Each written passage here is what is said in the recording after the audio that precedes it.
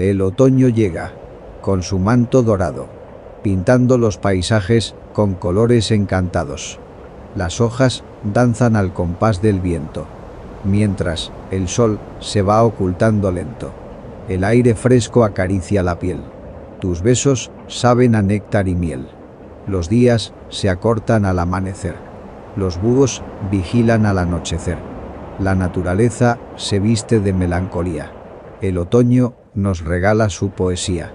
Los árboles se desprenden de su vestido verde, el suelo se cubre de hojas al caer. El aroma a tierra mojada nos envuelve. La brisa susurra secretos al atardecer.